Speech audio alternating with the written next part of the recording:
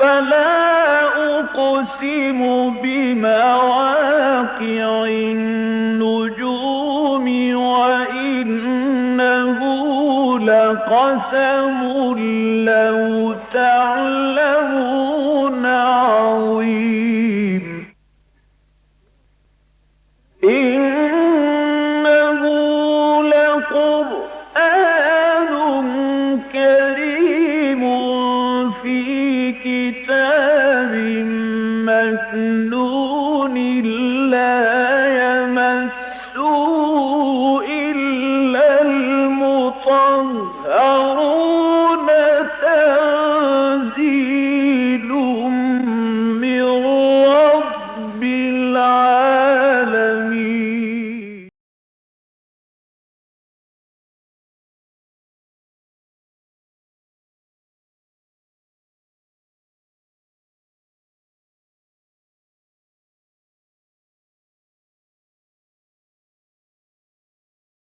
أعوذ بالله من الشيطان الرجيم.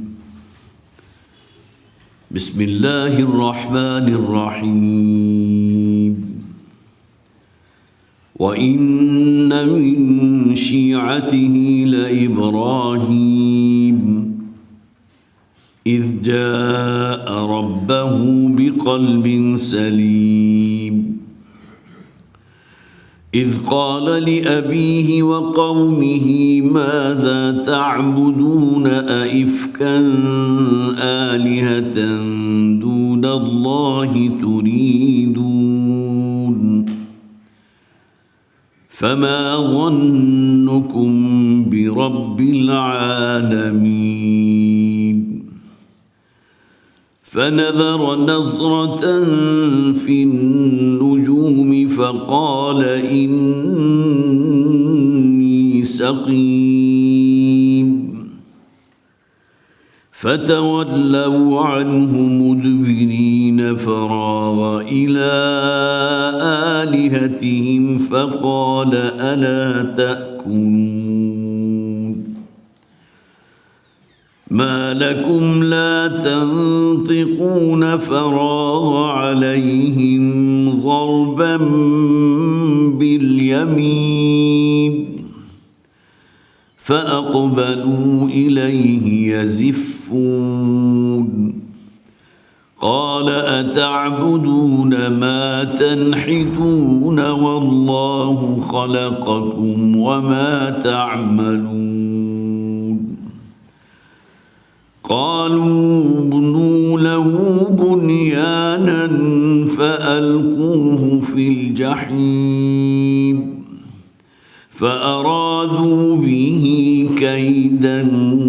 فجعلناهم الأسفلين وقال إني ذاهب إلى ربي سيهدين رب هب لي من الصالحين فبشرناه بغلام حليم فلما بلغ معه السعي قال يا بني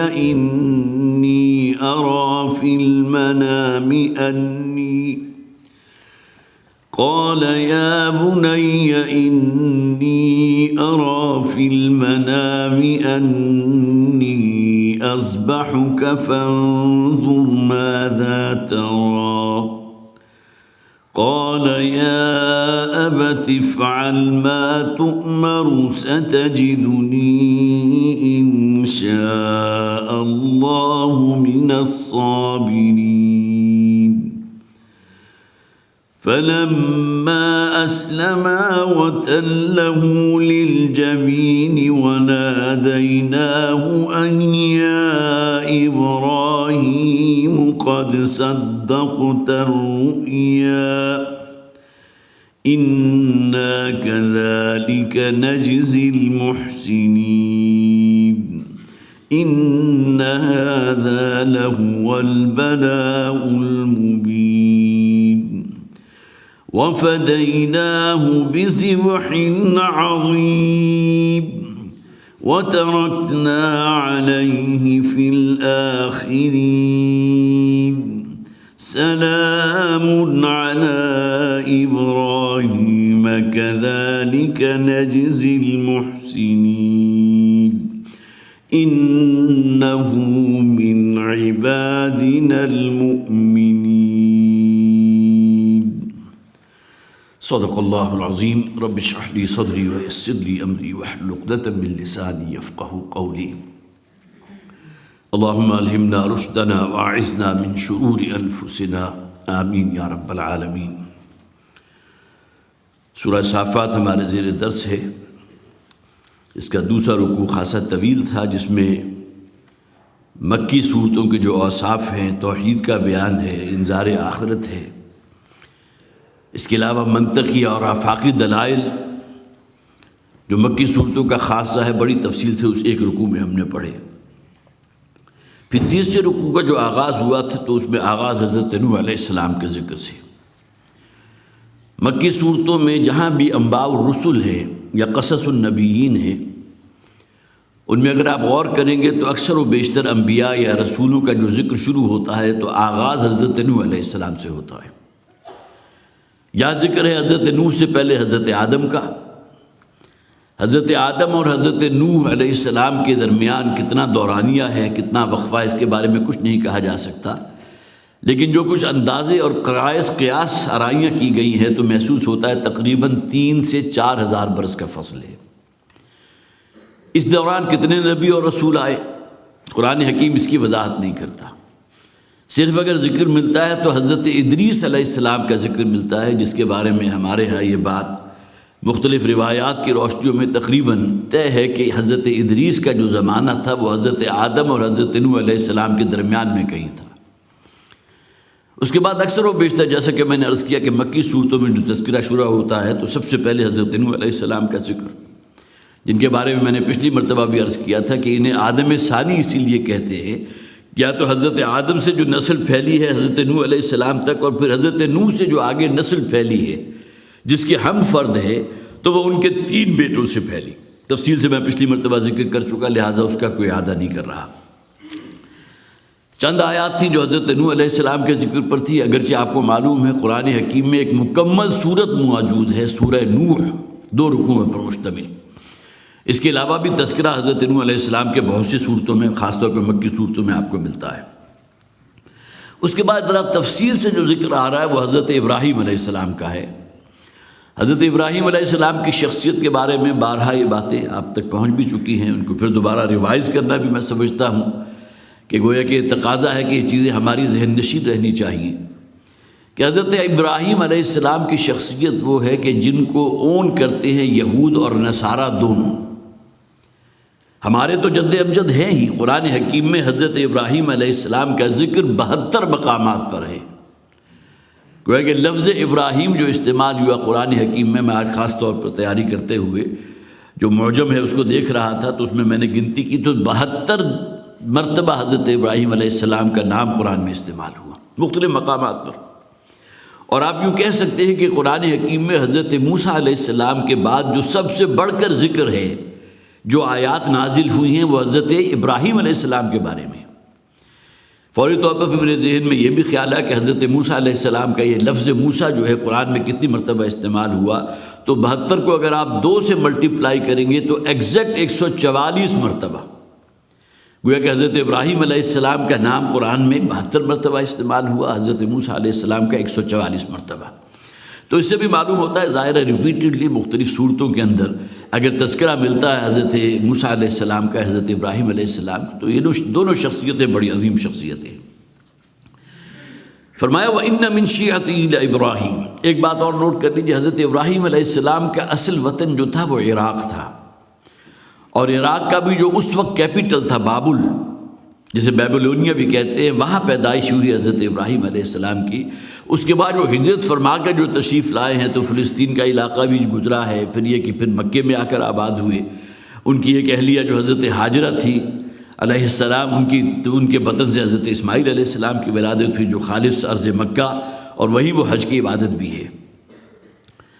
تو تو فرمایا وَإِنَّ مِن شِيعَتِهِ لِإِبْرَاهِيمَ، اب یہاں سے حضرت ابراہیم علیہ السلام کی زندگی کے جو واقعات ہیں ان میں سے چند گوشوں پر سے پردہ اٹھایا گیا، اور یقیناً اسی رستے پر تھا شیعتہ، شیعہ کسے کہتے ہیں جو رستہ طریق اختیار کر لیا جائے، شیعان علی، جو حضرت علیہ السلام کے حضرت علی رضی اللہ تعالیٰ عنہ کو جو پیروکار کہہ لیجئے یا ان کو فوقیت دیتے ہیں، جملہ صحابہ پر دیتے ہیں، لیکن یہ کہ بہرحال ان کے ہاں اگر ذرا آپ گہرائی میں اتر کر دیکھیں گے تو شاید یہ حضرت علی رضی اللہ تعالیٰ عنہ کو فوقیت شاید نبی اکرم صلی اللہ علیہ وسلم پر بھی دیتے ہوں، اس لیے کہ بہرحال ان کے ہاں جیسا کہ آپ کو معلوم ہے، بلکہ یہ بات تو ہمارے ہاں بھی موجود ہے کہ اگر کوئی نعرہ لگتا ہے تو یا محمد کا نعرہ نہیں لگتا، یا علی کا نعرہ لگتا ہے۔ تو وَإِنَّ مِن شِيعَتِهِ، اسی طریقے پر انہی کے پیروکاروں میں تھے، کن کے پیروکاروں میں؟ جن کا پہلے ذکر گزر چکا، حضرت نوح علیہ السلام۔ گویا حضرت آدم، حضرت نوح، ان کے درمیان جو فصل میں آپ کو بتا چکا، اور اس کے بعد جو اب نسل انسانی چلی ہے، تو اسی سلسلے میں اللہ تعالیٰ نے اس سنہری زنجیر کی ایک بہت ہی، جسے آپ کو یہ نمایاں کڑی ہے حضرت ابراہیم علیہ السلام، جو اسی طریقے پر تھے کہ جو حضرت نوح علیہ السلام کا تھا، اور وہ ابراہیم تھے علیہ السلام۔ اس لیے کہ توحید کا جو یہ معاملہ ہے جو انبیاء اور رسول کے اندر کامن رہا ہے، ظاہر ہے کہ تو ایک ہی سلسلہ ہے نا، خواب حضرت آدم ہو، حضرت نوح ہو، حضرت نوح، حضرت قوم عاد کے حضرت ہود ہو، حضرت صالح ہو، یہی وہ توحید کا سلسلہ جو حضرت ابراہیم علیہ السلام تک چلا آ رہا، اسی سلسلے کی ایک کڑی ابراہیم بھی ہے۔ اس جا ربہ بقلب سلیم، جبکہ آئے وہ اپنے رب کی طرف، گویا کہ انہوں نے رجوع کیا اپنے رب کی طرف، بقلب سلیم، ایک بالکل سلیم الطبع دل لے کر۔ اصل میں ایک تو وہ ہوتا ہے جس میں انسان کی کسی شے کا جو ہے اس کے اعمال کی وجہ سے کوئی کھوٹ شامل ہو جائے، ایک جیسے آپ کہیے فطرت کی کلین سلیٹ ہے جس میں کہیں کوئی داغ یا دھبا یا کوئی گرد و غبار موجود نہیں ہے۔ حضرت ابراہیم علیہ السلام، یا بلکہ ہر نبی اور رسول کا یہ معاملہ یہ ہے۔ نبی اکرم صلی اللہ علیہ وسلم نے تو ہر انسان کے بارے میں بھی فرمایا، کل مولود یولد علی الفطرہ، ہر بچہ جو پیدا ہوتا ہے، جس کی ولادت ہوتی ہے، وہ فطرت کی کلین سلیٹ لے کر آتا ہے۔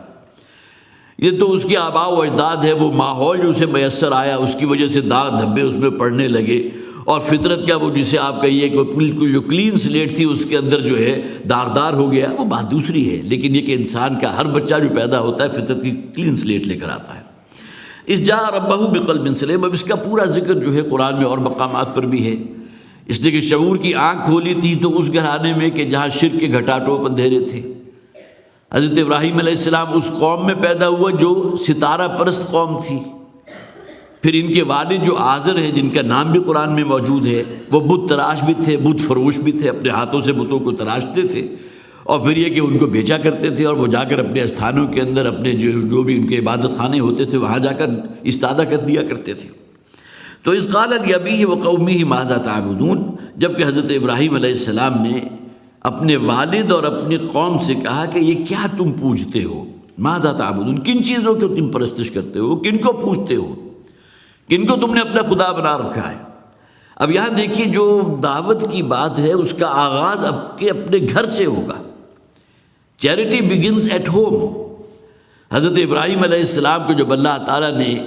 وحی سے نوازا ہے اور باقاعدہ نبوت کا مقام پر سرفراز فرمایا، تو سب سے پہلا ہدف کون تھا؟ ان کا اپنا گھرانہ، اور والد کو اپنی آنکھوں سے دیکھا کرتے تھے کہ بتوں کو تراشتے بھی ہیں اور پھر بتوں کو بیچتے بھی ہیں، بت فروش بھی ہیں، بت تراش بھی ہیں۔ تو سب سے پہلے گویا کہ انذار کا فریضہ یا خبردار کرنا یا متوجہ کرنا، متنبہ کرنا وہ اپنے گھر والوں کو۔ نبی اکرم صلی اللہ علیہ وسلم کو بھی تو حکم دیا گیا، وَأَنذِرْ عَشِيرَتَكَ الْأَقْرَبِينَ، اے نبی صلی اللہ علیہ وسلم آپ انذار کیجئے، خبردار کیجئے اپنے قریب ترین کے رشتہ داروں کو، جو آپ کے اقرب ہیں، جو آپ کے جتنے زیادہ قریب ہیں۔ اور حضور نے پھر اس پر عمل بھی کیا کہ مختلف مواقع پر آپ نے دعوت طعام کا اہتمام کیا، تمام قریش کے لوگوں کو جمع کیا، اپنے گھر کے اور اپنے خاندان کے لوگوں کو جمع کیا، دعوت توحید سامنے پیش کی ہے۔ تو یہاں بھی دیکھیے کہ حضرت ابراہیم علیہ السلام نے بھی سب سے پہلے گویا کہ اپنے والد کو جو ان کے گھر میں موجود تھے انہیں متوجہ کیا ہے، اور اپنی قوم کو ماذا تعبدون، یہ کیا تم پرستش کرتے ہو، کن چیزوں کو پوجتے ہو؟ ائفکن آلہۃ دون اللہ تریدون، کیا بالکل بے سروپا بے بنیاد چیزیں؟ عفق کہتے ہیں وہ شے جس کا کوئی سر پیر نہ ہو، اسی کے لیے عفق جو ہے جھوٹ کو بھی کہا جاتا ہے۔ نبی اکرم صلی اللہ علیہ وسلم جو وحی پیش کرتے تھے تو اس کے بارے میں لوگوں نے کہا تھا یہ جھوٹ ہے، یہ تو معلوم ہوتا ہے کوئی شاعرانہ کلام ہے، کسی کاہن کی باتیں تو لگتی ہیں، یا زیادہ سے زیادہ رات کی تاریکی میں محمد جو ہے کہیں چلے جاتے ہیں ویرانوں میں، اور جا کر کسی بہت بڑا کوئی جو ہے وہ عبرانی زبان کا ماہر تورات کا عالم بیٹھا ہوا، اس سے کچھ چیزیں سیکھ کر آ جاتے ہیں اور کہتے ہیں مجھ پر وہی نازل ہوئی، معاذ اللہ ثم معاذ اللہ۔ اکتتبھا کے الفاظ ہم نے پڑھے تھے، گویا کہ حضور کسی سے ڈکٹیشن لے رہے ہیں، کوئی ہے کہ جو لکھوا رہا ہے۔ یہ تمام اعتراضات نبی اکرم صلی اللہ علیہ وسلم پر بھی کیے گئے۔ تو افک اصل میں وہ بالکل ایسی شے جس کی کوئی بنیاد نہ ہوا۔ افکن آلہۃ دون اللہ تریدون، کیا اللہ کے سوا یہ جو تم نے بے بنیاد قسم کے اپنے خدا بنا لیے، جن کا کوئی سر پیر نہیں ہے، جن کے بارے میں کہیں کوئی شے جو ہے کسی صحیفے میں لکھے ہوئی موجود نہیں، تریدون، اور ان کو تم چاہتے ہو، انہی سے محبت بھی کرتے ہو، انہی کے نام پر نظر نذرانے بھی کرتے ہو، قربانیاں بھی کرتے ہو۔ افکن آلہۃ دون اللہ تریدون فما ظنکم برب العالمین، وہ جو اس تمام جہان کا پروردگار ہے اس کے بارے میں تم کیا گمان کرتے ہو؟ انسان کو اللہ تعالیٰ نے اتنی عقل تو دی ہے نا، وہ کچھ غور و فکر کر سکے، کچھ سمجھ سکے، کچھ تفکر سے کام لے سکے۔ تو تم اپنے منہ پر غور کرو، تم کہاں سے آ گئے؟ کیا تمہیں کسی دیوی یا دیوتا نے پیدا کیا؟ پھر یہ وسیع و عریض کائنات ہے، یہ ستارے ہیں، اسی طرح سورج ہے، اسی طرح ہواؤں کا چلنا، بارش کا برسنا، یہ تمام آیات آفاقی جو ہے، تو اس رب کے بارے میں تم کیا سمجھتے ہو جو تمام جہانوں کا پروردگار ہے، جس نے اس کائنات کو پیدا کیا ہے، اس کا خالق ہے، مالک ہے، وہ اسی اس نظام کو چلا رہا ہے۔ یہ سورج جس کو تم نے دیوتا قرار دے دیا، وہ بھی اسی کا پیدا کیا ہوا ہے۔ ستاروں کی تم پرستش کرتے ہو، ستارے بھی اللہ نے پیدا کیے۔ یہ وہ اصل میں وہ نعرہ توحید تھا جو حضرت ابراہیم علیہ السلام نے لگایا تھا۔ قوم کو جب دیکھا کہ سورج کی پرستش ہے، ستاروں کی پرستش ہے، اسی طرح چاند جو ہے اس کو بھی دیوتا قرار دینے والے لوگ موجود تھے، تو حضرت ابراہیم علیہ السلام نے بہرحال اللہ تعالیٰ نے جو عقل سلیم عطا فرمائی تھی۔ ہمارا ایمان ہے کہ ہر نبی پیدائشی نبی ہوتا ہے، لیکن جو وقت اللہ نے متعین کیا آغاز وحی کے لیے، وہ تو بعد میں شروع ہوگا نا۔ فطرت کی جو کلین سلیٹ تھی حضرت ابراہیم علیہ السلام کی، اس کی رہنمائی میں حضرت ابراہیم علیہ السلام توحید تک پہنچ چکے تھے۔ یہ تمام اسباب جو نظر آ رہے ہیں، ان سب کے پیچھے ایک مسبب الاسباب ہے جس نے ان تمام چیزوں کو پیدا کیا ہے۔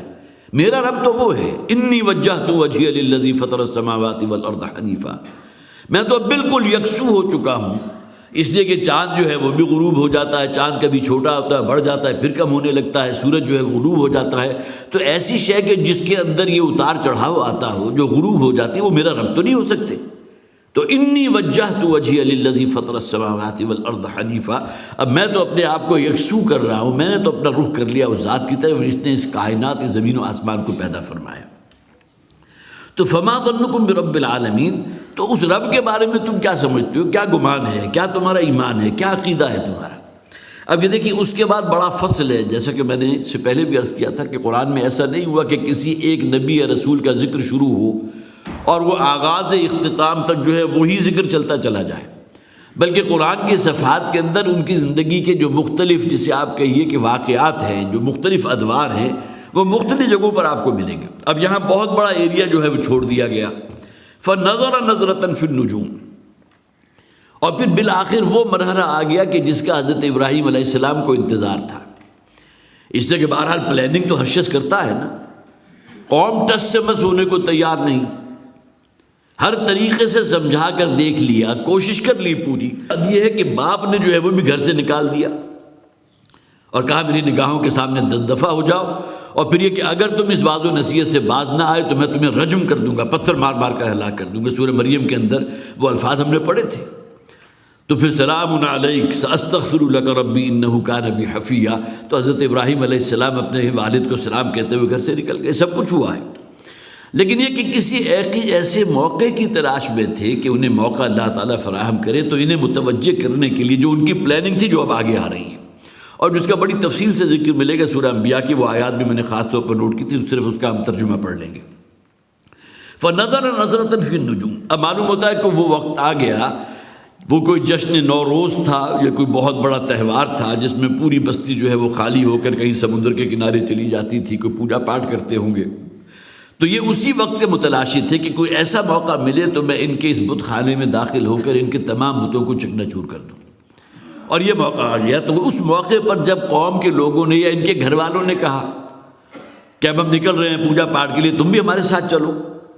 آخر ہم سب کا مذہب تو ایک ہی ہے نا۔ حضرت ابراہیم علیہ السلام بار بار انہیں انذار کا فریضہ انجام دے رہے تھے، بار بار ٹوک رہے تھے، لیکن بالآخر جو ہے انہوں نے اس بات کا سہارا لیا، فنظر نظرۃ فی النجوم، پھر انہوں نے آسمان کی طرف دیکھا۔ نجوم سے مراد اگر یہ دن کا وقت ہے تو آسمان کی طرف، اگر رات کے اوقات میں انہیں کہا گیا ساتھ چلنے کو تو ستاروں کو دیکھا۔ اب یہاں بھی ہمارے ہاں مفسرین نے بہت سی بحثیں کی ہیں، گویا کہ حضرت ابراہیم علیہ السلام نے ستاروں کی چال سے اندازہ لگا لیا کہ اب یہ موقع صحیح ہے، لہذا مجھے کچھ نہ کچھ کرنا ہے۔ لیکن ظاہر ہے کہ ستاروں کے بارے میں تو ہماری احادیث کے اندر بھی وہ احادیث موجود ہے کہ جس کسی نے کسی کاہن کی بات کی تصدیق کی یا کسی نجومی کی بات پر یقین رکھا، اس کا ہمارے دین سے کوئی تعلق نہیں۔ تو ظاہر ہے کہ وہ توجیہ تو یہاں نہیں ہو سکتی، لیکن عام طور پر یہ استعارہ استعمال ہوتا ہے۔ کوئی شخص جب کسی تردد کے عالم میں ہوتا ہے، کوئی فیصلہ نہیں کر پاتا،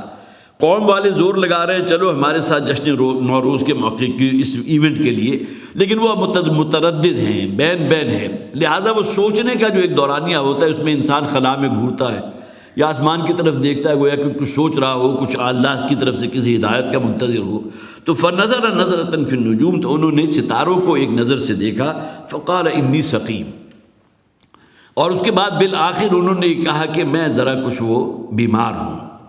اب دیکھیں سقم کا لفظ جو ہے وہ بیماری کی مختلف سٹیجز میں آتا ہے۔ مولانا اصلاحی رحمۃ اللہ علیہ نے اس کی بڑی تفسیر بیان کی ہے کہ اگر کوئی شخص صرف کمزوری اسے لائق ہے تو وہ بھی سقم ہے، وہ بھی سقیم ہے۔ کسی کے جسے ہم کہتے ہیں نا میرا موڈ نہیں ہے، اب گویا کہ طبیعت کے اندر آمادگی کرنا ہونا، یہ بھی تو رکاوٹ ہے نا، اسے بھی سقم کہتے ہیں۔ لہٰذا یہ ضروری نہیں ہے، اگرچہ ایک حدیث میں یہ الفاظ ہیں کہ حضرت ابراہیم علیہ السلام نے 3 مواقع کے موقع پر جو ہے وہ کچھ ایسے الفاظ استعمال کیے تھے جس کو بظاہر اگر ہم دیکھیں تو محسوس ہوتا ہے کہ غلط بیانی کی ہے۔ حضرت ابراہیم تو بھلے چنگے تھے، انہوں نے کیسے کہہ دیا میں بیمار ہوں۔ اسی طرح ایک موقع پر ان کی جو اہلیہ ہیں حضرت ہاجرہ، ان کے بارے میں انہوں نے کہا تھا یہ میری بہن ہے۔ اب وہ بھی کچھ اسرائیلی روایات کے اندر وہ بات موجود ہے، تو ہمارے ہاں بھی یہ آ گئی ہے۔ اسی طرح جو ہے کوئی ایک آدھا اور موقع بھی تھا جس کے بارے میں گویا کہ یہ مواقع تھے کہ جس پہ انہوں نے کوئی معاذ اللہ غلط بیانی سے کام لیا، لیکن ہر ایک کی تعویل کی جو ہے گنجائش موجود ہے۔ سقیم کا لفظ یہ نہیں آتا کہ میں واقعتاً بیمار ہوں، مجھے کوئی 103 104 درجے کا کوئی بخار چڑھا ہے، بلکہ طبیعت کا آمادہ نہ ہو رہا ہے، میری طبیعت کچھ ناساز ہے، میری طبیعت کچھ بوجھل ہے، میں کچھ مطمئن ہوں، میرا موڈ نہیں ہے، میری طبیعت میں التفات نہیں ہے، یہ تمام چیزیں استعمال کی جا سکتی ہیں۔ فقال انی سقیم فتولوا عنہ مدبرین، اس کا نتیجہ کیا نکلا کہ وہ قوم والے جو ہے وہ مایوس ہو کر انہیں چھوڑ کر چلے گئے۔ وہ جو بھی کوئی جشن نوروز تھا اس ایونٹ کو سیلیبریٹ کرنے کے لیے۔ فراغ الی آلہتہم فقال الا تاکلون، اب یہ موقع تھا حضرت ابراہیم علیہ السلام جو ہے ان کا جو سب سے بڑا بت خانہ تھا، جس طرح ہمارے ہاں بھی شہروں کے اندر ایک مرکزی جامع مسجد ہوتی ہے،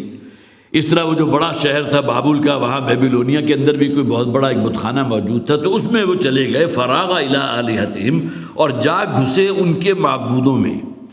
گویا کہ وہ اپنے اس بت خانے میں وہ داخل ہو گئے۔ فقال الا تاکلون، اب معلوم ہوتا ہے کہ وہ نذرانے کے لیے جو ہے حلوے مانڈے کوئی پھل اس قسم کی چیزیں اپنے دیویوں دیوتاؤں کے سامنے بڑے بڑے تھالوں کے اندر سجا کر رکھی ہوں گی۔ اور یہ معاملہ صرف ان کا نہیں تھا، بلکہ یہ تو جب حضرت نبی اکرم صلی اللہ علیہ وسلم، آپ یہ دیکھ لیجئے کہ بنی اسماعیل میں تقریباً 2000 برس بعد مبعوث ہوئے، اس موقع پر جو اہل مکہ تھے وہ بھی اپنے دیویوں دیوتاؤں کے سامنے بڑے بڑے تھانوں کے اندر نذرانے اور کھانے پینے کی چیزیں حلوے مانڈے رکھا کرتے تھے۔ تو یہ تمام چیزیں ان کی ان دیویوں دیوتاؤں کے سامنے بھی موجود تھی۔ تو حضرت ابراہیم علیہ السلام نے انہیں مخاطب ہو کر کہا کیوں نہیں کھاتے؟ اب ان کے اوپر مکھیاں بھی بھنبھنا رہی ہوں گی، ممکن ہے کوئی چوہے بھی جو ہے وہ اپنی، جسے آپ کہیے کہ اپنی طبیعت کی سیرابی کا اہتمام کر رہے ہوں گے۔ الا تاکلون ما لکم لا تنطقون، میں تم سے پوچھ رہا ہوں تم کیوں جواب نہیں دے رہے؟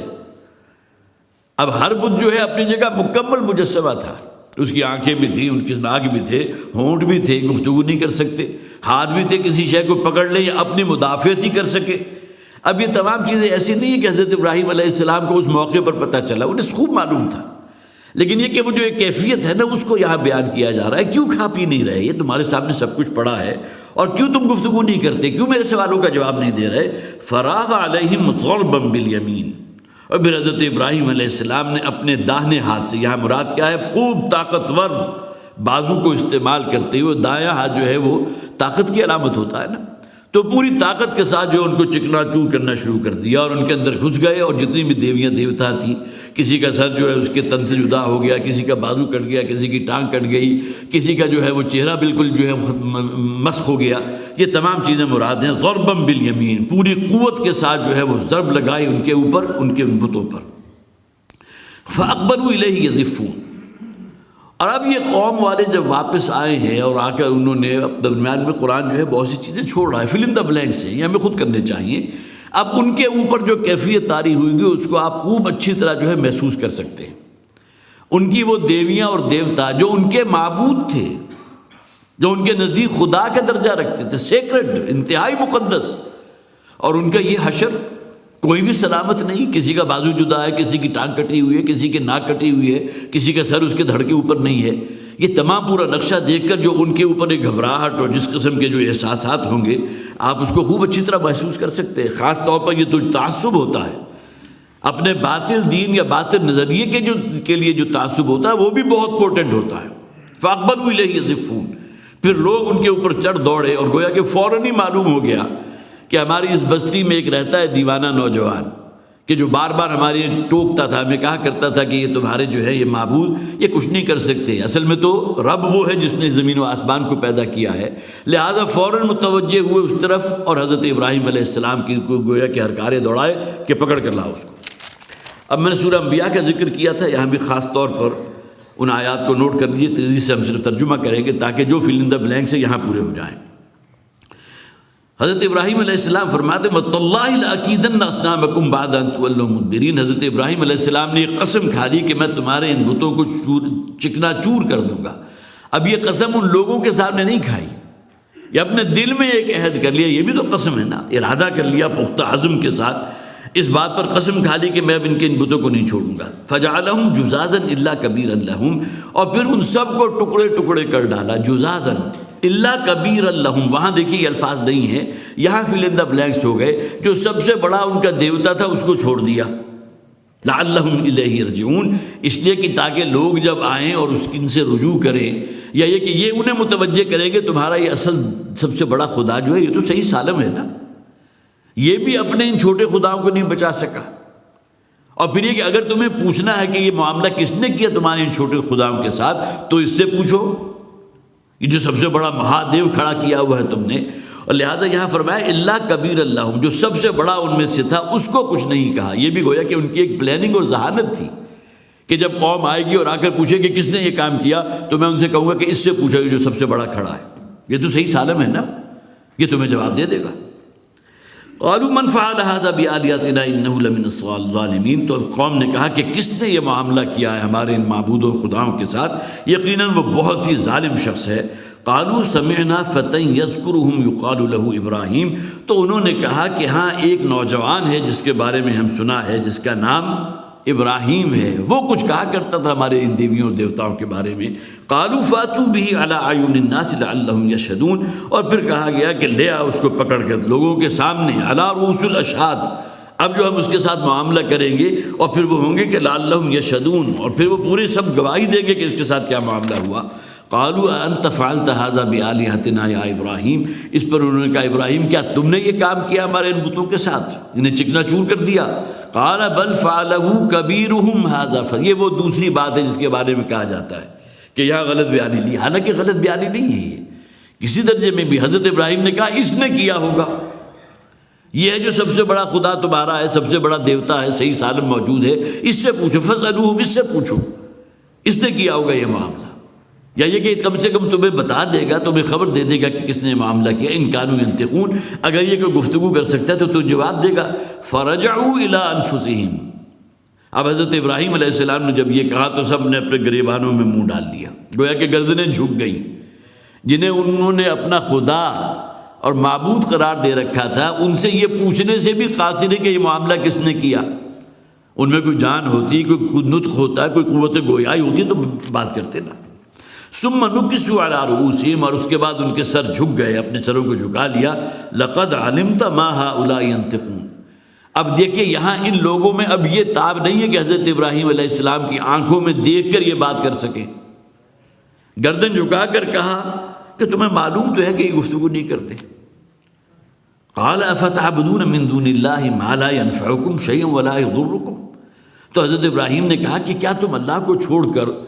ان کو تم نے اپنا رب قرار دے دیا، ان کی پرستش کرتے ہو، پوجا پاٹ کرتے ہو، جو تمہیں نہ کسی نفع پر قادر ہے، تمہیں نفع یا نقصان پہنچانے پر کسی شے پر قدرت نہیں رکھتے۔ اف لکم ولما تعبدون من دون اللہ، اب اف ہے تمہاری عقل پر، اور وہ جو تمہارے معبود ہیں جن کو تم نے اللہ کے سوا اپنا جو ہے وہ خدا بنا رکھا ہے، ان دونوں کے اوپر اف ہے، تف ہے تمہاری عقلوں کے اوپر کہ ان کو پوچھتے ہو جن کو تم اپنے ہاتھوں سے تراشتے ہو، نہ بول سکتے ہیں، نہ اپنا دفاع کر سکتے ہیں، نہ تمہیں کسی بات کی خبر دے سکتے، اور تم ان سے ہدایت کے طالب ہو، تمہاری رہنمائی کریں گے، تمہیں بتائیں گے تمہیں زندگی کیسے گزارنی ہے، تو اف ہے تمہاری عقلوں کے اوپر۔ یہ سورہ انبیاء کی آیات تھی جو بھی میں نے آپ کو پڑھ کر سنائی، جو گویا کہ اس مقام پر جو اختصار سے کام لیا گیا، تو جو اس میں کچھ کمی رہ گئی تھی یا فل ان دا بلینکس تھے، وہ وہاں آپ نے دیکھ لیا کہ پورے ہو گئے۔ قال تعبدون ما تنحتون، حضرت ابراہیم علیہ السلام نے کہا کہ کیوں پوچھتے ہو ان کو جن کو تم خود تراشتے ہو۔ دیکھیے، ایک ہوتا ہے بت کا تراشنا، ایک بنانا۔ بتوں کو بنایا یا تعمیر کیسے کیا جائے گا، کوئی گارا ہوگا، کوئی مٹی ہوگا، کوئی کنکریٹ ہوگی، اس کو ہاتھوں کے ذریعے یا مشینوں کے ذریعے آپ نے کوئی مورت بنا دی۔ لیکن قرآن حکیم میں جو ذکر کیا گیا بتوں کو تراشنے کا، کوئی بڑا سا پتھر ہے اور اس کو کسی شخص کے ہاتھ میں ایک تیشہ ہے، ایک ہتھوڑی ہے، اور کہیں سے تھوڑا سا کم کاٹا، کہیں سے زیادہ کاٹا، جہاں سے زیادہ کاٹا وہاں سے جو گویا کہ تھوڑا سا ڈیپتھ پیدا ہو گئی، جہاں سے کم کاٹا وہاں سے ناک نکل آئی، تو اس گویا کہ چٹان کو تراش کے اندر سے جو ہے کسی ایک ہیولو کے برآمد کر دینا، یہ ہے تنحتون، کسی شے کو تراش کر کوئی شے وضع کرنا۔ جو حضرات بھی کبھی مصر گئے ہوں تو وہاں ایک بہت بڑا مجسمہ ہے ابو الہول کا، تو وہ بہت ہی بڑا مجسمہ ہے، ظاہر ہے کہ وہ، اور اس کے بارے میں سب کو دیکھنے سے پتہ چل جاتا ہے کہ یہ اصل میں چٹان تھی، کہ چٹان کو تراش کر گویا کہ وہ جو پرتیں ہوتی ہیں اس کے پتھروں کی، اس کو ہٹا کر اندر سے یہ ایک جو ہے بہت بڑا ایک مجسمہ بنا دیا گیا۔ تو یہی معاملہ یہاں ہے، ما تنحتون، جس کو تم اپنے ہاتھوں سے تراشتے ہو، واللہ خلقکم وما تعملون، جبکہ اللہ تعالیٰ نے تمہیں پیدا کیا اور جو تم کر رہے ہو وہ بھی اللہ کے حکم سے کر رہے ہو۔ انسان کو تو کسی کی قدرت حاصل نہیں ہے نا۔ یہ الگ بات ہے کہ انسان اگر بدی یا نیکی کا رستہ اختیار کرنا چاہتا ہے، اس میں بھی توفیق اللہ کی طرف سے ملتی ہے، لیکن اس توفیق کا ملنا منحصر ہے اس بات پر کہ انسان کے اندر خود کوئی طلب اور پیاس تو ہو نا، اس رستے کی طرف جانا تو چاہے۔ اگر سرے سے یہ چیزیں ہی مفقود ہیں، یہ چیزیں موجود ہی نہیں ہے، تو وہ کیسے پیدا ہوگی معاملہ؟ تو واللہ خلقکم وما تعملون، اللہ نے تمہیں بنایا، اور پھر یہ کہ جو تم کر رہے ہو وہ بھی اللہ کے حکم سے کر رہے ہو، وہ بھی اللہ کے اذن سے ہو رہا ہے۔ قالوا ابنوا له بنیانا فالقوه فی الجحیم، اور اس پر ان لوگوں نے کہا کہ اب اس کے لیے ذرا بناؤ ایک عمارت سی، ایک بڑا سا الاؤ جو ہے اس کو روشن کرو، فالقوه فی الجحیم، اور پھر اس کو جھونک دو اس جحیم کے اندر۔ جحیم کا لفظ عام طور پر جہنم کے لیے آتا ہے، گویا کہ آگ کا بہت بڑا الاؤ ہے، جو آگ بھڑک رہی ہے، شعلے باہر نکل رہے ہیں، تاکہ تمام لوگوں کے لیے ایک جو ہے بہت بڑی عبرت کا جو ہے وہ ایک نظارہ ہو کہ ایسا شخص کہ جس نے یہ بات کہی تھی اس کا انجام اس دنیا میں کیا ہوا۔ معلوم ہوتا ہے اس وقت تک جو ہے اس سے بڑی کوئی سزا شاید ملنے کا امکان نہیں تھا کہ کسی شخص کو، زندہ شخص کو جو ہے آگ میں زندہ جلا دیا جائے۔ تو یہی جو ہے پھر وہ سزا تجویز کی گئی حضرت ابراہیم علیہ السلام کے لیے۔ وہاں وہ موجود نہیں ہے، لیکن یہ کہ پھر بہرحال پیشی ہوئی تھی حضرت ابراہیم علیہ السلام کے نمرود کے دربار میں، اور وہاں سے یہ فیصلہ کیا گیا تھا کہ اب ان کو زندہ آگ میں جلا دیا جائے۔ فَأَرَادُوا بِهِ كَيْدًا فَجَعَلْنَاهُمُ الْأَسْفَلِينَ، اور پھر یہ کہ انہوں نے تو اپنی طرف سے ایک بہت بڑی چال چلی تھی، لیکن بالآخر ہم نے انہی کو ناکام کر دیا۔ اب اس چال کے بارے میں متعین جو ہے مختلف مفسرین نے جو بات کی ہے، تو گویا کہ کوئی ایسی بات نہیں ہے جس کے اوپر اتفاق ہو سکے، لیکن بہرحال ایک بات جو سمجھ میں آتی ہے وہ یہی ہے کہ وہ بہت بڑا جو الاؤ روشن کیا گیا تھا کہ شاید اس کے قریب جا کر ابراہیم علیہ السلام کو احساس ہو کہ اب یہ موت بالکل نگاہوں کے سامنے ہے۔ تو یہ بھی تو چال چلنا ہوتا ہے نا، شاید وہ یہ نہ کرنا چاہتے ہوں لیکن ڈراوا دینے کے لیے انہوں نے یہ کیا ہو، جبکہ قرآن حکیم یقیناً اس کی نفی کرتا ہے کہ انہوں نے حضرت ابراہیم علیہ السلام کو آگ میں جھونکا تھا۔ اگرچہ ہمارے ہاں ایسے لوگ موجود ہیں کہ جو کہتے ہیں آگ میں جھونکا نہیں گیا تھا، بلکہ یہ کہ آگ کو انہیں ڈرانے کے لیے کہی کہ جو ہے وہ گھڑی گئی تھی، لیکن اصلاً یہ کہ جو کہا گیا قلنا یا نار کونی بردا وسلاما علی ابراہیم، حضرت ابراہیم علیہ السلام کے لیے اللہ تعالیٰ نے اس آگ کے لیے حکم صادر فرما دیا کہ وہ گل و گلزار بن جائے حضرت ابراہیم علیہ السلام کے لیے۔ تو انہوں نے اپنی طرف سے بڑی چال چلی تھی کہ یہ موت کا پورا سامان جو ہے نگاہوں کے سامنے آگ کو خوب آتش کو بھڑکا کر، اور پھر گویا کہ انہیں اندازہ تھا کہ شاید ابراہیم رک جائیں اور اسی دین کے قائل ہو جائیں جو ہمارا دین تھا، وہی بت پرستی والا دین۔ لیکن حضرت ابراہیم علیہ السلام کا معاملہ تو یہ نہیں تھا نا، بے خطر کود پڑا آتش نمرود میں عشق۔ عقل ہے میں تماشا لب بام ابھی، گویا کہ عقل تو انسان کو کوئی رستہ سجھاتی ہے کہ یہ وقت ہے، ابھی زندگی بچا لو، ابھی تمہیں بڑا تبلیغ کا کام کرنا ہے، دعوت کا کام کرنا ہے۔ تم خود ہی نہیں رہو گے تو دعوت کا کام کون کرے گا؟ نہ تمہاری کوئی اولاد ہے کہ جو اس پیغام کو لے کر آگے پہنچا سکے، نہ تم پر کوئی ایمان لایا ہے۔ لہٰذا یہ تمام جو ہے عقل انسان کو، عقل عیار ہے، 100 بھیس بدل لیتی ہے، تو عقل انسان کو جو ہے وہ روکتی ہے، اس کو سجھانے کی کوشش کرتی ہے۔ تو بے خطر کود پڑا آتش نمرود میں عشق، عقل ہے محل تماشا لب بام ابھی۔ عقل جو ہے وہ تو بہانہ جو ہے نا، وہ تو بہانے دکھائے گی، وہ تو شیلٹر فراہم کرے گی، وہ تو روکے گی، جبکہ عشق اور وہ محبت الہی ہے کہ جو انسان کو مجبور کرتی ہے کہ ہر چہ باد آباد، جو ہو جائے سو ہو، اب مجھے کسی انجام کی پرواہ نہیں ہے۔ تو قالوا ابنوا له بنیانا فالقوه فی الجحیم فارادوا به کیدا، تو انہوں نے تو پورا جو ہے اپنی چال چلی تھی، چال چلنے کی کوشش کی تھی، لیکن یہ کہ بالآخر وہی ناکام رہے۔ اللہ تعالیٰ نے اس آگ کو گلو گلزار بنا دیا حضرت ابراہیم علیہ السلام کے لیے۔ وقال انی ذاہب الی ربی سیہدین۔ اب حضرت ابراہیم علیہ السلام، یہاں بھی کتنا پیریڈ یا کتنا فصل ہے وہ اپنی جگہ، اس کی قرآن حکیم اس کی بات نہیں ہے، اصل تو جو میسج ہے قرآن میں اس کو اخذ کرو، جو توحید کی تعلیمات ہے حضرت ابراہیم علیہ السلام کا عزم اور ارادہ، وہ اس کی سی کوئی جھلک اپنے اندر پیدا کرنے کی کوشش کرو۔ اور سب سے بڑا امتحان جو اگلی آیات میں آ رہا ہے، جبکہ اپنے بیٹے کی قربانی دینے کے لیے تیار ہو گئے تھے، تو اسوہ تو ان چیزوں کے اندر ہے نا۔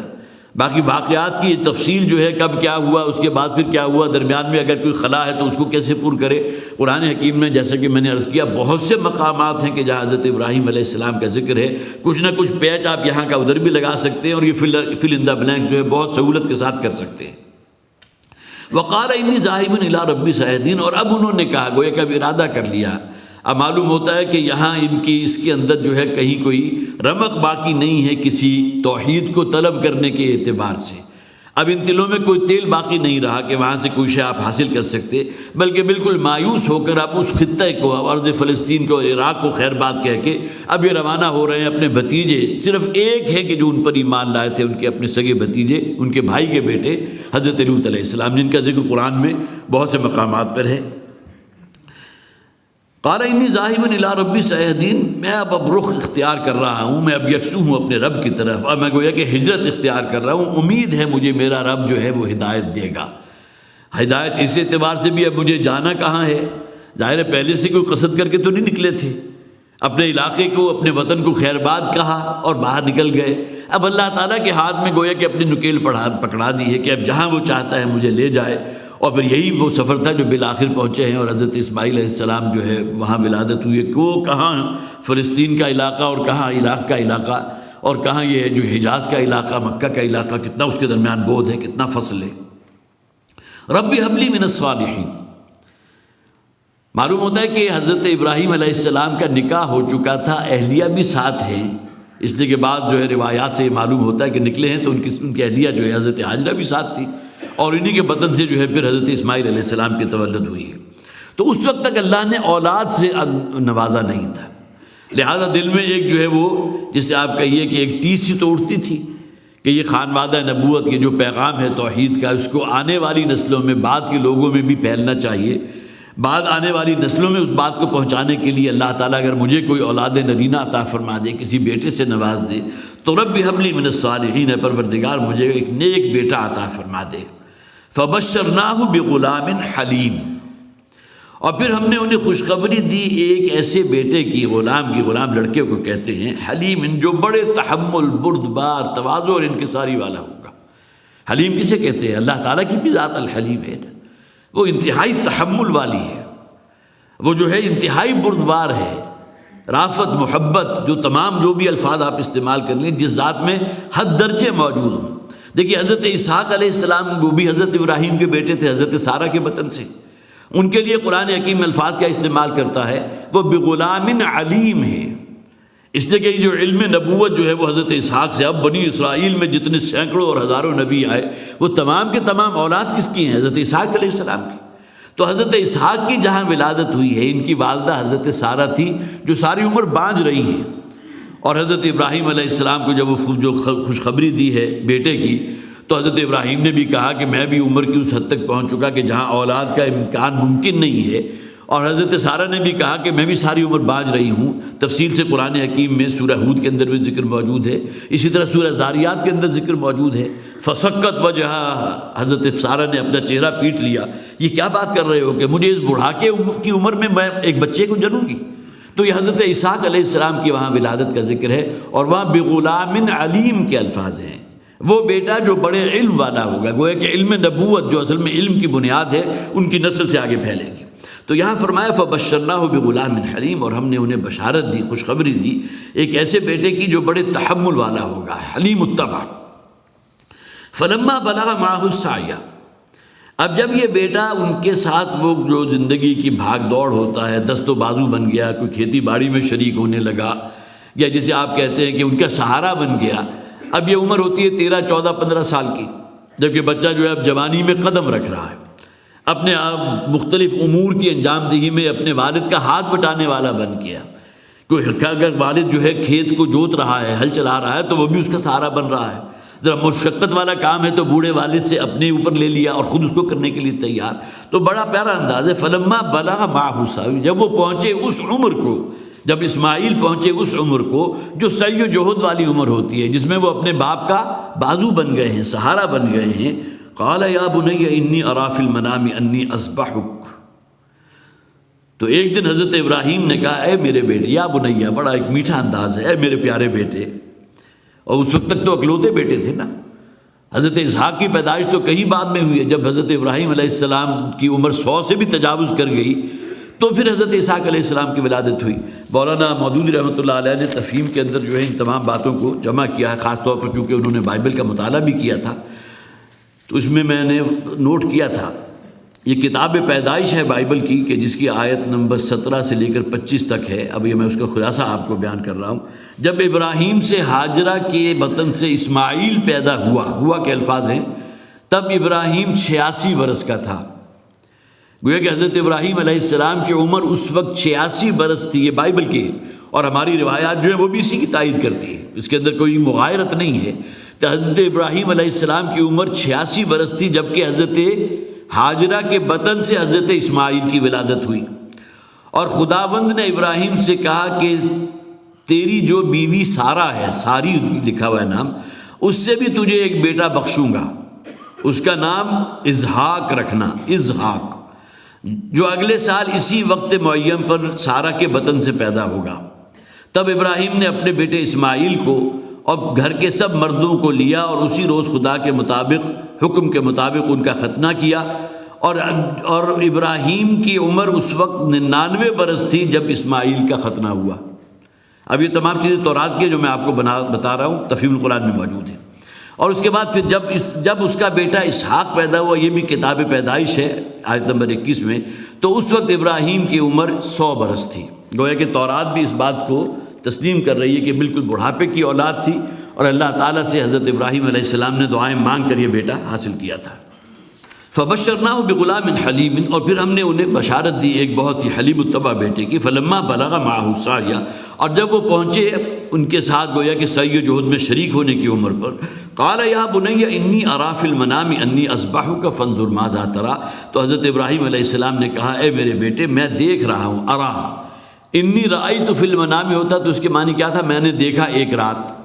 لیکن روایات جو ہے اس طرف جا رہی ہیں کہ حضرت ابراہیم علیہ السلام نے مسلسل 3 راتیں یہ خواب دیکھا، کہ جس میں وہ مسلسل دیکھ رہے ہیں کہ میں حضرت اسماعیل کو علیہ السلام کو جو ہے ذبح کر رہا ہوں۔ انی اری فی المنام انی اذبحک فانظر ماذا تری، میں دیکھ رہا ہوں خواب میں کہ میں تمہیں ذبح کر رہا ہوں، فانظر ماذا تری، تو ذرا بتاؤ تمہاری رائے کیا ہے، تمہارا اوپینین کیا ہے، میں تو یہ خواب میں دیکھ رہا ہوں، تم اگر اس کے بارے میں کچھ کہنا چاہتے ہو۔ قال یا ابت افعل ما تؤمر، اب یہ آخر اسماعیل بیٹے کس کے تھے؟ ابراہیم علیہ السلام کے بیٹے تھے نا، ان کے سلب سے تھے، لہذا وہ فرما برداری، اور یہ بھی سمجھ گیا کہ یہ اصل میں صرف خواب نہیں ہے بلکہ یہ اللہ کا حکم ہے، اس لیے کہ نبی کا خواب بھی تو وہی ہوتا ہے نا۔ نبی اکرم صلی اللہ علیہ وسلم کو خواب میں دکھایا گیا تھا، جس کے نتیجے میں صلح حدیبیہ ہوئی، اور قرآن حکیم نے اس پورے ایونٹ کو صلح حدیبیہ کو انا فتحنا لک فتحا مبینا قرار دیا۔ اے نبی صلی اللہ علیہ وسلم، ہم نے آپ کو بڑی عظیم فتح عطا فرمائی تھی۔ تو وہ خواب دیکھا تھا حضور نے، تو حضرت اسماعیل نے اس بات کو بالکل صحیح سمجھا کہ میرے باپ ابراہیم جو خواب دیکھ رہے ہیں وہ صرف خواب نہیں ہے، بلکہ اللہ کی طرف سے وحی کی جا رہی ہے، حکم دیا جا رہا ہے۔ لہٰذا بغیر کسی تامل کے، بغیر کسی چون و چرا کے، کسی قیل و قال کے فوراً کہا یا ابت افعل ما تؤمر۔ ابا جان، جس بات کا آپ کو حکم ہو رہا ہے،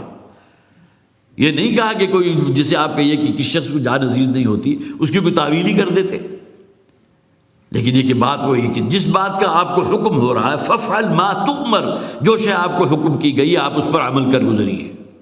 ستجدنی انشاءاللہ من الصابرین، اور آپ انشاءاللہ مجھے پائیں گے صبر کرنے والوں میں سے۔ اب یہاں ایک بہت بڑا اختلاف ہمارے ہاں سلف میں بھی موجود رہا، اس کو صرف میں نوٹ کر لیجئے، اس لیے کہ مولانا اصلاحی نے بھی اور پھر مولانا مودودی رحمۃ اللہ علیہ نے بھی بڑی تفصیل سے کئی صفحات جو اس موضوع پر لیے ہیں کہ ذبیح اللہ کون تھے۔ وہ کہ جن کو اللہ کے راستے میں ذبح کر نہیں دیا گیا، ذبح کرنے کی کوشش کی گئی اللہ کے حکم سے۔ یہودی اس بات کو مانتے ہیں ذبیح اللہ تھے حضرت اسحاق، لہذا تورات کے اندر بھی یہی بات بنوعاً موجود ہے۔ وہاں اسماعیل کے ساتھ جو ہے، حضرت اسماعیل کے ساتھ ذبیح اللہ یا یہ کہ ان کو ذبح کرنے کا حکم دیا گیا، یہ کئی الفاظ موجود نہیں ہیں، بلکہ تورات تو اس بات کے قائل ہے کہ جو ذبح کیے گئے تھے یا ذبح کرنے کی جنہیں کوشش کی گئی تھی وہ حضرت اسماعیل نہیں تھے بلکہ ہمارے اسحاق تھے، اس لیے کہ حضرت اسحاق سے بنی اسرائیل شروع ہوئے نا، انہی کی نسل میں بنی اسرائیل ہے، لہٰذا وہ تو ہمارے جد امجد تھے اسحاق۔ جبکہ اہل مکہ جو اپنے آپ کو دین ابراہیمی میں سمجھتے تھے وہ یہ کہتے تھے کہ ذبیح اللہ حضرت اسماعیل علیہ السلام تھے۔ قرآن حکیم نے بھی اس بات کو پوری طرح یہاں گویا کہ حضرت اسماعیل کا اگر لفظ آ جاتا، لیکن قرائن بھی تو بتاتے ہیں نا کہ اکلوتی اولاد جو حضرت ابراہیم علیہ السلام کو اللہ نے دی، جو مانگ مانگ کر جو بیٹا حاصل کیا وہ اسماعیل تھے، اور اسی اکلوتے بیٹے کی قربانی کے لیے اللہ نے حکم دیا تھا نا، قربانی نہیں ہوئی، اللہ کی طرف سے جنت سے ایک میڑا بھیج دیا گیا۔ لیکن گویا کہ یہ منطقی طور پر بات ہے، اکلوتا بیٹا اگر آئے گا، اگر اسحاق شامل ہو جاتے تو پھر حضرت اسماعیل اکلوتے تو نہ رہے۔ تو گویا کہ بائبل کے اندر بھی ایک کنٹراڈکشن موجود ہے، وہاں اکلوتے کے الفاظ ہیں، آگے وہ اس بات کے اوپر پردہ ڈال گئے، انہوں نے حضرت اسحاق کو جو ہے ذبیح اللہ قرار دے دیا، لیکن اصلاً ذبیح اللہ تو حضرت اسماعیل ہیں۔ پھر صحابہ کرام کے اندر بھی اس کے آراء جو ہے مختلف ہیں، بعض صحابہ کے نزدیک حضرت اسحاق ہیں، لیکن بہرحال جیسا کہ میں نے عرض کیا اس کے بارے میں جسے آپ یہ کہہ سکتے ہیں کہ بالکل کوئی ایمانیات کے درجے کی بات جس پر ہمارا عقیدہ ہو، جس پر ہمارا ایمان ہو، لہٰذا یہ سلف سے ایک اختلاف رہا ہے، جبکہ بالآخر متفقن علیہ بات جو ہے جس کے بارے میں اب پھر امت میں جو تعامل ہو گیا، جو اجماع جس بات پر ہے وہ یہی ہے کہ حضرت اسماعیل تھے کہ جو ذبیح اللہ تھے، اور اس کے بارے میں بڑے قوی جو ہے وہ دلائل بھی موجود ہیں، تفاسیر کا اگر آپ مطالعہ کریں گے، ظاہر ہے وقت نہیں ہے، لیکن بہرحال اس میں ایک بات جو ہے جیسے کہ میں نے عرض کیا، اکلوتا بیٹا جس کو دعائیں مانگ مانگ کر حاصل کیا تھا، ربی حب لی من الصالحین، اس وقت تک تو کوئی بیٹا تھا ہی نہیں، اور اسی بیٹے کے ذبح کا حکم دیا گیا، تو حضرت اسحاق تو بعد میں پیدا ہوئے ہیں، حضرت اسحاق کو ذبح کرنے کا کیسے حکم دے دیا گیا؟ تو گویا کہ منطقی طور پر، عقلی طور پر بھی یہی بات جو ہے پایہ ثبوت کو پہنچتی ہے کہ ذبیح اللہ جو ہے وہ حضرت اسماعیل علیہ السلام تھے۔ مولانا اصلاحی کے جو استاد ہیں مولانا فرائی رحمۃ اللہ علیہ، تو ان کی ایک مکمل بڑی جو ہے وہ ایک تصنیف موجود ہے کہ الرائے الصحیح فی من هو الذبیح، کہ جو صحیح رائے جو ہے دلائل کی بنیاد پر، عقل و منطق کی بنیاد پر اس مسئلے میں کہ ذبیح کون تھا، تو مولانا فلاحی رحمۃ اللہ علیہ نے بھی ان تمام آراء کو جو ہے جو عقلی اور منطقی یہ تمام جو ہے ان کو جمع کر کے اپنے اس رسالے کے اندر اس کو لکھ بھی دیا تاکہ کہیں کوئی اشکال باقی نہ رہے، باقی ہم مانتے ہیں، اس بات کو تسلیم کرتے ہیں۔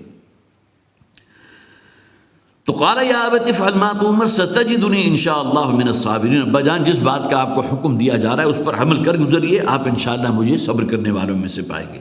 فلما اسلما، جب ان دونوں نے اپنی گردن جھکا دی، حضرت ابراہیم علیہ السلام کو تو معلوم تھا اللہ کا حکم ہے، حضرت اسماعیل نے بھی اس پر گویا کہ اگلا ردا بھی رکھ دیا کہ ابا جان جلدی کیجئے، جس بات کا حکم دیا اس پر عمل کر گزریے۔ فلما اسلما، اب یہ وہ شے ہے جس کے سامنے دونوں ہی نے گردن جھکا دی، اسلما سر تسلیم خم کر دیا، اللہ کے حکم کے سامنے سرنڈر کر دیا، یہی سے اسلام نکلا ہے نا۔ اسلام کے معنی کیا ہے؟ چومی گویم مسلمانم بالارزم کے دانہ مشکتات لا ارارہ، علامہ اقبال نے جو کہا تھا تو اسی بنیاد پر کہا تھا کہ اسلام کے معنی تو ہیں پوری طرح اللہ کی فرما برداری اختیار کرنا، یہ اسلام ہے۔ اگر ہماری زندگی کے بہت سے شعبے اسلام کی تعلیمات سے اور دین سے باہر ہو، خارج ہوں، تو یہ اسلام نہیں ہے۔ تو جب میں کہتا ہوں کہ مسلمان ہوں تو مجھ پر تو لرزہ طاری ہوتا ہے، اس لیے کہ مجھے معلوم ہے کہ اسلام کہتے کہ اس لیے اسلام کے تقاضے کیا ہیں۔ تو فلما اسلما، یہاں نوٹ کیجئے، جب ان دونوں نے سر تسلیم خم کر دیا، اللہ کی کامل فرما برداری میں اس حکم کو تسلیم کر لیا، وَتَلَّهُ لِلْجَبِينِ، اور حضرت ابراہیم نے اسماعیل علیہ السلام کو پیشانی کے بل لٹا دیا۔ اب یہاں بھی دیکھیے دو آراء ہیں، اس میں مولانا اصلاحی رحمۃ اللہ علیہ نے ایک رائے یہ بھی دی ہے کہ گویا کہ حضرت اسماعیل ہی نے مشورہ دیا تھا اپنے والد حضرت ابراہیم علیہ السلام کو کہ میں اللہ کے سامنے سجدہ ریز ہو رہا ہوں، اسی حالت میں مجھے ذبح کر دیں۔ اب ظاہر ہے کہ سجدہ ریز ہوتے ہوئے پیشانی انسان کی زمین پہ لگے گی نا، تو للجبین کا لفظ جو آیا یہاں سے انہوں نے یہ نکتہ نکالا جو حضور نے کہا گیا قرآن حکیم کے بارے میں کہ لا تنقضی عجائب، قرآن کے عجائب کبھی ختم نہیں ہوں گے۔ تو ایک رائے ان کی یہ بھی ہے کہ گویا کہ انہوں نے خود کہا تھا کہ میں سجدے کی حالت میں ہوں تو اسی میں چاہتا ہوں کہ جو آخری لمحہ میری زندگی کا ہو میں اللہ کے سامنے سر بسجود ہوں، تو سجدے ہی کی حالت میں مجھے ذبح کر دیجئے، اور اس صورت میں وہ بالکل بات ہوگی وَتَلَّهُ لِلْجَبِينِ، اور انہیں لٹا دیا یا انہیں پچھاڑ دیا سجدے کی حالت میں، جبین کی حالت میں، جبکہ پیشانی زمین کے ساتھ لگی ہوتی ہے۔ اور ایک تعویل یہ بھی کی گئی ہے کہ بہرحال جو محبت پدری اور جو شفقت پدری ہوتی ہے اس کے نتیجے میں کہیں ہاتھ کے اندر کوئی ضعف پیدا نہ ہو جائے، کوئی کمزوری پیدا نہ ہو جائے۔ بیٹے کا چہرہ اگر سامنے ہو تو ظاہر ہے کہ چھری چلاتے ہوئے ممکن ہے کہ انسان کے ہاتھ کے اندر لرزش پیدا ہو جائے، تو اس کا سدباب حضرت ابراہیم علیہ السلام نے یوں کیا تھا کہ ان کے چہرے کو پرلی طرف رکھا، جس کے لیے تَلَّهُ لِلْجَبِينِ کے الفاظ آ گئے۔ لیکن دوسری رائے بھی میں نے آپ کو بتا دی، گویا کہ سجدے کی حالت ہی میں میرا ذبح کیا جانا ہو۔ وَنَادَيْنَاهُ أَن يَا إِبْرَاهِيمُ، اور پھر ہم نے پکارا ابراہیم علیہ السلام کو، اے ابراہیم قد صدقت رؤیا، تم نے اس خواب کو سچ کر دکھایا۔ گویا کہ جو حکم دیا گیا تھا تمہیں خواب کے ذریعے کہ اپنے اکلوتے بیٹے کو جسے دعائیں مانگ مانگ کر تم نے حاصل کیا اور اپنے کسی دنیاوی غرض کے لیے حاصل نہیں کیا کہ میرا دست و بازو بنے گا، میرا کاروبار سنبھالے گا، میرا نام اگلی نسل میں چلے گا، بلکہ صرف اور صرف خانوادہ نبوت کی تعلیمات کو جاری و ساری رکھنے کے لیے تم نے اللہ سے اولاد طلب کی تھی، رب ہب لی من الصالحین، اور اس کے قربانی کا حکم دے دیا۔ تو قد صدقت رؤیا، تمہاری اس خواب کو تم نے سچ کر دکھایا، انا کذالک نجزی المحسنین، اسی طرح ہم جزا دیتے ہیں، بدلہ دیتے ہیں محسنین کو، جو نیکوکار ہی نہیں بلکہ اعلیٰ ترین درجات پر فائز ہوتے ہیں۔ میں نے پچھلی مرتبہ عرض کیا تھا اسلام، ایمان، احسان، احسان بلند ترین درجہ ہے ایمان کا، جو گویا کہ جسے آپ کا یہ کلائمیکس ہے کہ ان تعبد اللہ کأنک تراہ فإن لم تکن تراہ فإنہ یراک، کہ تم اللہ کی عبادت اور بندگی اس طرح اختیار کرو گویا کہ تم اپنی نگاہوں سے اللہ کو دیکھ رہے ہو، اس لیے اگر تم نہیں بھی دیکھ سکتے تو اللہ تعالیٰ تو تمہیں دیکھ رہا ہے۔ تو انا کذالک نجزی المحسنین، احسان کرنے والوں کو، ان ھذا لہو البلاء المبین۔ اب دیکھیے یہاں جو ممتحن ہے، ممتحن کون ہے؟ امتحان لینے والا، وہ اللہ کی ذات ہے نا، یا اللہ تعالیٰ خود فرما رہے ہیں یہ بہت ہی مشکل امتحان تھا۔ یہ کسی شے کی معراج ہو سکتی ہے کہ ممتحن جو ہے وہ بھی پیٹھ تھپ کے اپنے شاگرد کی کہ یہ سوال جو میں نے تم سے کیا تھا اس کا جواب جو یہ ہے تو بڑا ہی مشکل سوال تھا جو تم نے حل کیا۔ تو قد صدقت رؤیا انا ھذا لہو البلاء المبین، یقیناً یہ ایک بہت بڑا امتحان تھا، بہت بڑی جو ہے وہ ایک آزمائش تھی۔ وفدیناہ بذبح عظیم، اور اسی کا نتیجہ نکلا کہ پھر ہم نے فدیے میں ذبح عظیم جو ہے وہ جاری کر دیا۔ اب ذبح عظیم ہے کہ جس کی یاد ہم بھی مناتے ہیں، ہر سال جو موقع آتا ہے عید الاضحیٰ کا تو فلسفہ قربانی کے نام سے تقاریر ہوتی ہیں، میگزین شائع ہوتی ہیں، اسی طرح ہمارے ہاں جو بھی خطبات جمعہ ہے اس میں اس سبجیکٹ کو، اس ٹاپک کو لیا جاتا ہے۔ تو بذبح عظیم ہے کہ آج جو بھی خطہ ارضی میں جو بھی مسلمان ہے جس پر قربانی واجب ہے وہ اسی واقعے کی یاد بناتا ہے آج تک۔ وہ واقعہ جو ایک بہت بڑا ایونٹ تھا حضرت ابراہیم علیہ السلام کی زندگی کا، جبکہ حضرت ابراہیم علیہ السلام کی اپنی عمر 100 برس تھی، اور 100 برس کے بوڑھے کو حکم دیا گیا تھا کہ اپنی اکلوتی اولاد کو اللہ کے راستے میں قربان کرے۔ اب یہ وہ یاد ہے جس کے بارے میں صحابہ کرام نے بھی حضور سے سوال کیا تھا نا، ما ھذی الاضاحی یا رسول اللہ، اللہ کے رسول یہ جو ہم قربانیاں کرتے ہیں اس کی اصل بنیاد اور جڑ ہے کیا؟ ظاہر ہے کہ یہ حج کی عبادت تو حضور کی بعثت سے پہلے بھی چلی آ رہی تھی مکہ والوں میں، اور حج ادا کرتے تھے، قربانی بھی کیا کرتے تھے، لیکن اس کی اصل بنیاد کیا ہے؟ تو حضور نے فرمایا یہ سنت ابیکم ابراہیم، یہ تمہارے جد امجد ابراہیم علیہ السلام کی سنت ہے۔ اور حضرت ابراہیم علیہ السلام کا جو مقام ہے، قرآن جو ٹریبیوٹ پیش کرتا ہے، یہاں بھی فرمایا گیا۔ اگلی آیت کیا ہے؟ سلام علی ابراہیم، سلامتی ہو، سلام ہو، سلیوٹ ہو حضرت ابراہیم علیہ السلام کے لیے۔ یہ بھی گویا کہ کسی خالق کا مخلوق کے لیے اس سے بڑا ایوارڈ اور کوئی نہیں ہو سکتا کہ مخلوق میں سے کسی کے لیے وہ الفاظ استعمال کیے جائیں کہ سلام ہوں تم پر، سلیوٹ ہے تمہارے لیے، اس بڑے امتحان، اس عظیم امتحان میں بھی تم کامیاب ہو گزرے۔ تو حضرات بس یہی میرا خیال ہے، وقت بھی ہمارا ختم ہوا۔